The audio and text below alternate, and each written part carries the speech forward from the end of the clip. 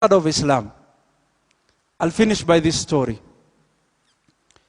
Almost 5 years ago, I was invited to an iftar program in Mombasa that was done by the University of Nairobi students, Msauni Group, Muslim Association.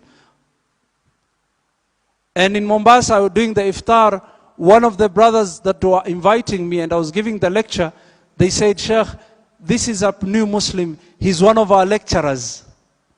He became a new Muslim. Doctor, they say his name is Ibrahim. He chose the name Ibrahim. So we communicated and exchanged numbers. That was in Ramadan, 5 years ago. On the day of Eid, I saw a lot of missed calls from him. And I wondered what was going on. I returned his call later on. And he said, Sheikh, I was looking for you all day. Then I told him, sorry, I was busy with my family. Tell me now that you have my intention. What is it?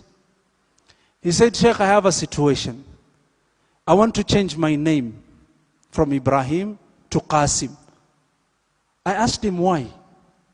He said, I sent some gifts to my mother and she received them a day before Eid. So she went and took them from the day of Eid. The day of Eid, she got the message and she went to the bus and she took the gifts.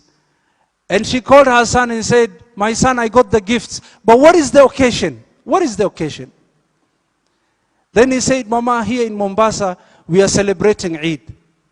And she said, what do you mean we? Are you a Muslim?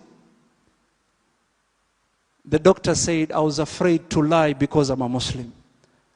I just told her the truth. I said, Mama, I'm a Muslim. And the mother asked, did you meet an Arab girl in the coast? That's why you became a Muslim. Then she said, no, Mama. I'm an educated person. I'm a Catholic. I was a Catholic. I did a lot of research.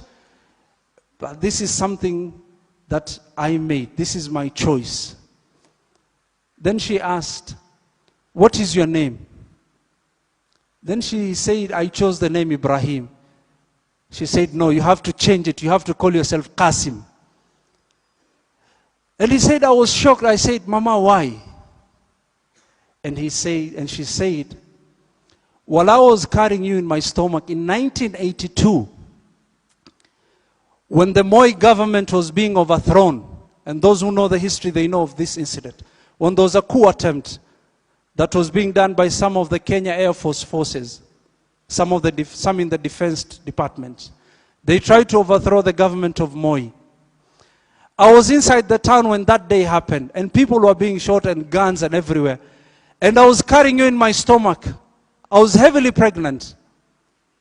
And then I met a Muslim. He took me in, and he protected me and kept me in his house. And he took care of me until everything was settled. There were no mobile phones. I could not call your father. There was a panic mode.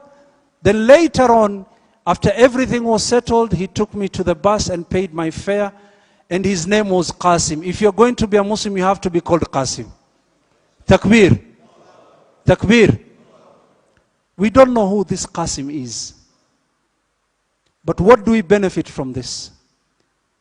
When you show good character, when you live with people in a good way, know that if someone is not going to become a Muslim, then at least he will not hate Islam and Muslimin. That is the benefit. Now ask yourself, you being an ambassador of Islam, do you make people love Islam? Or through your character you make people hate Islam?